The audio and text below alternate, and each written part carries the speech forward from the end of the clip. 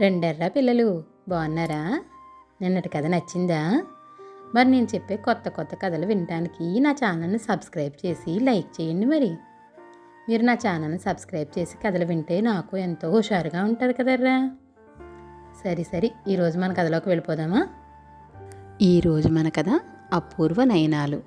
కూనేరు రైతు శివన్న కొడుకు వల్లయ్యకు 2 ఏళ్ల వయసులోనే బాగా మాటలు వచ్చినాయి. ఒకనాడు వాడు తండ్రి చేతిలోని డబ్బీని చూసి డబ్బు డబ్బు అన్నాడు. అందులో నిజంగానే డబ్బులున్నవి. ఈ సంగతి కుర్రవాడికి ఎలా తెలిసిందో శివన్నకు అర్థం కాలేదు. ఆ సమయంలో శివన్న భార్య సీతమ్మ వంటగదిలోంచి వచ్చి కొడుకుని ఎత్తుకున్నది. వల్లయ్య గోడ పక్కన ఉన్న ఒక కొయ్య పెట్టెను చూపుతూ పాము పాము అనడం ప్రారంభించాడు. భార్యాభర్తలిద్దరూ మొదట కంగారుపడి తర్వాత ఆశ్చర్యపోతూ చూసేంతలో పెట్టె మూత కదలడం కనబడింది. శివన్న పెట్టెను వీధిలోకి తీసుకుపోయి దాన్ని బోర్లా పడవేసి కర్రతో సిద్ధంగా నిలబడ్డాడు. పాత పట్టల్లో నుంచి పాము ఒకటి బయటికి వచ్చింది. శివన్న దాన్ని కర్రతో కొట్టి చంపేశాడు. డబ్బీలోని డబ్బుల విషయం, పెట్టెలోని పాము సంగతి వల్లయ్యకు చెప్పడంలో ఏదో విశేషం ఉందనిపించింది శివన్నకు. వల్లయ్య చూడడానికి బెల్లం ముక్క గుప్పెట్లో పెట్టుకుని ఇందులో ఏముంది అని అడిగాడు. బెల్లం అన్నాడు వల్లయ్య. కొడుకును ఏదో శక్తి ఆవహించిందనుకున్నారు భార్యాభర్తలిద్దరూను. ఇంతలో వల్లయ్య గేదె గేదె అనసాగాడు. గదిలో గేదె ఏమిటా అని ఆశ్చర్యపోతూ శివన్న బయటికి వెళ్ళి చూశాడు. గోడ అవతల గేదె ఒకటి నిలబడి ఉన్నది. దానితో శివన్నకు కొడుకు కళ్ళల్లో ఏదో శక్తి ఉందని బోధపడింది. ఇటువంటి శక్తి వల్ల ధనం సంపాదించడం సులభం అని భార్యాభర్తలు కూడబలుక్కొని వల్లయ్య విషయం ఎవ్వరికీ తెలియకుండా జాగ్రత్త పడ్డారు. వాళ్ళు కుర్రవాణ్ణి ఒంటరిగా ఎక్కడికి పోనిచ్చేవారు కాదు. వాడి కళ్ళకు గంతలు కట్టి ఎదురుగా ఉన్న వస్తువులు, గోడ అవతల ఉన్న వాటి గురించి తెలుసుకుని తృప్తి పడుతూ ఉండేవారు. ఈ విధంగా 1 సంవత్సరం గడిచింది. ఒకనాడు శివన్న నలుగురిని కలుసుకుని తన కొడుకు చేత ఒక వింత ప్రదర్శన చేయించనున్నట్లు చెప్పాడు. జనం వచ్చారు. వల్లయ్య కళ్ళకు గంతలు కట్టారు. జనం పిడికిళ్లలో, జేబులలో, తలపాగాలలో దాచిన వస్తువులు తప్పుపోకుండా చెప్పేశాడు వల్లయ్య. వల్లయ్య అద్భుత శక్తిని గురించి ఆ నోట ఈ నోట పొరుగు గ్రామాలకు కూడా తెలిసింది. వల్లయ్య శక్తిని ప్రదర్శించడానికి కొంత రుసుము వసూలు చేస్తూ శివన్న గ్రామాల వెంట తిరగసాగాడు. ఈ విధంగా అతడు కొద్ది నెలల్లోనే బాగా ధనవంతుడైపోయాడు. ఒకనాటి రాత్రి శివన్న బస చేసిన సత్రంలో దొంగలు పడి వల్లయ్యను ఎత్తుకుపోయారు.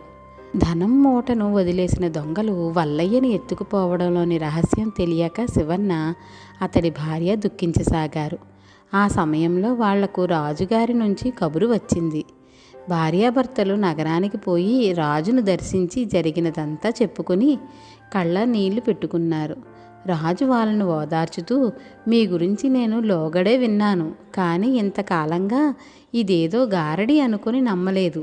మీ అబ్బాయికి ఉన్న శక్తిని తమ స్వార్థానికి ఉపయోగించుకోవచ్చునని దొంగలు ఎత్తుకుపోయి ఉంటారు. మీ వాడి కోసం వెతికిస్తాను అన్నాడు. ఇది జరిగిన కొద్ది రోజుల తర్వాత ఒక వర్తకుడు నౌకర్లతో అతడి మార్గాన ప్రయాణం చేస్తున్నాడు. దారిలో దొంగల గుంపు ఒకటి వాళ్లను అటకాయించింది. వాళ్ల నాయకుడు ఎక్కి ఉన్న గుర్రం మీద ఒక పిల్లవాడు కూడా ఉన్నాడు. దొంగల నాయకుడు వర్తకుడి నౌకర్లు మోస్తున్న కొన్ని పెట్టెలను పిల్లవాడికి చూపుతూ, ఆ పెట్టెల్లో ధనం ఉన్న పెట్టె ఏది అని అడిగాడు. పిల్లవాడు నౌకర్లలో ఒకరిని చూపిస్తూ, అతని తల మీద ఉన్న పెట్టెలో నగలున్నవి అన్నాడు. దొంగల నాయకుడు ఆజ్ఞాపించగానే అతడి అనుచరులు ఆ పెట్టె తీసుకుని అక్కడి నుంచి బయలుదేరారు. కానీ వాళ్ళు తమ స్థావరం చేరాక ఆ పెట్టెలో ఉన్నవి నకిలీ నగలని దొంగల నాయకుడు తెలుసుకున్నాడు. వాడు పట్టరాని కోపంతో పిల్లవాడికేసి చూస్తూ, ఒరే వల్లయ్య, ఇంత గొప్ప శక్తులున్న నీ కళ్ళకు ఏది బంగారమో ఏది నకిలీదో తెలియదన్నమాట, ఛీ అన్నాడు. అంతలో రాజభటులు దొంగల స్థావరాన్ని చుట్టుముట్టారు. అంతకుముందు వర్తకుడి వేషంలో ఉన్న సేనానాయకుడు శూరవర్మ దొంగలను లొంగిపోవలసిందిగా ఆజ్ఞాపించి వాళ్ళ నాయకుడితో, ఒరే రంగన్న, ఎంతో అనుభవం గల నువ్వే వర్తకుడి వేషంలో ఉన్న సేనానాయకుడిని గుర్తించలేకపోయావు. చాటుగా వెంబడించి నీ స్థావరం తెలుసుకునేందుకే ఇంతకు ముందు నిన్ను బంధించకుండా వదిలాను అన్నాడు. అధిక సంఖ్యలో ఉన్న రాజభటుల్ని చూసి దొంగలు నోరెత్తకుండా లొంగిపోయారు.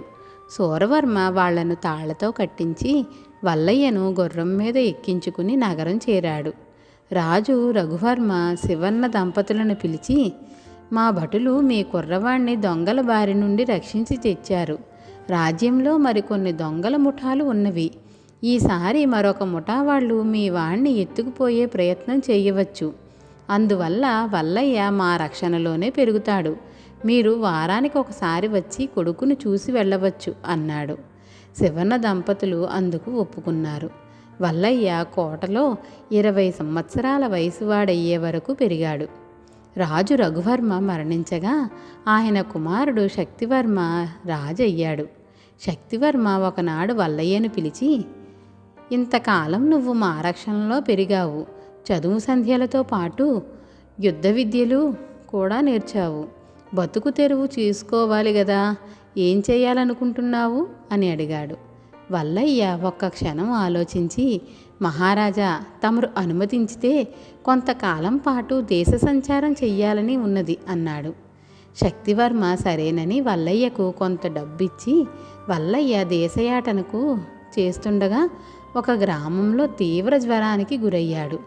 అతడు వైద్యుణ్ణి చూడబోయిన సమయంలో జగన్నాథం అనే ఆ వైద్యుడు కడుపు నొప్పితో బాధపడుతున్న ఒక రోగిని పరీక్షిస్తున్నాడు. అంతగా పరీక్షించిన అవసరం లేదు, రోగికి కడుపులో ఎడమవైపున కురుపు ఉన్నది అన్నాడు వల్లయ్య. మీరు వల్లయ్య గారనుకుంటాను అన్నాడు వైద్యుడు. అవునన్నాడు వల్లయ్య. వైద్యుడు వల్లయ్యను తన ఇంటనే ఉంచుకొని 1 వారం రోజుల పాటు శ్రద్ధగా మందులిచ్చాడు. ఈ సమయంలో వల్లయ్య రోగాలను గుర్తించేందుకు వైద్యుడికి బాగా సహాయపడ్డాడు.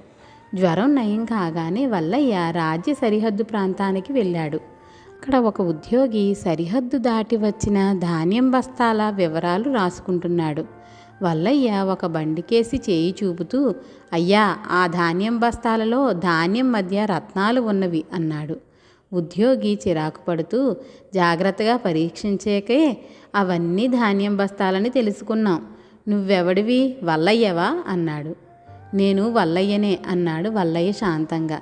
ఆ పేరు వింటూనే ఉద్యోగి కంగారు పడిపోయి తన నౌకర్ల చేత ధాన్యం బస్తాలలో వెతికించగా చాలా రత్నాలు బయటపడ్డాయి. అతడు వల్లయ్యకు క్షమాపణ చెప్పుకొని అక్రమంగా రత్నాలను రాజ్యం నుంచి తరలిస్తున్న వర్తకుణ్ణి బంధించాడు.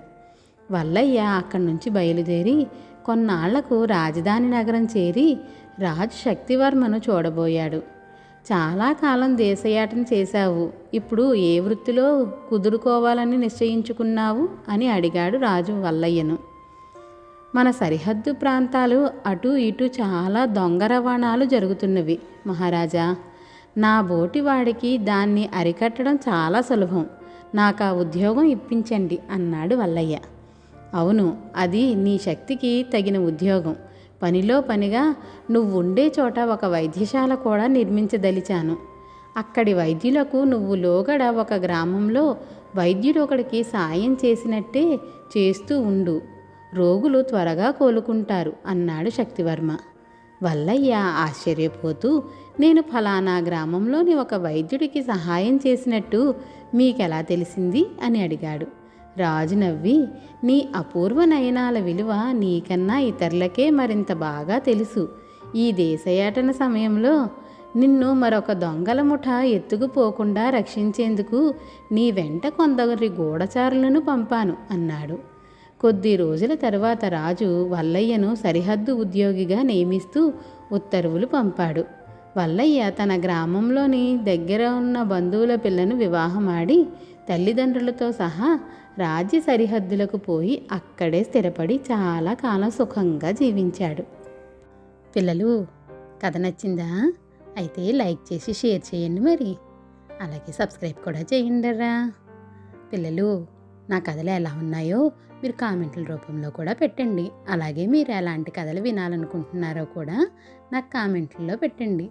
సరేనా?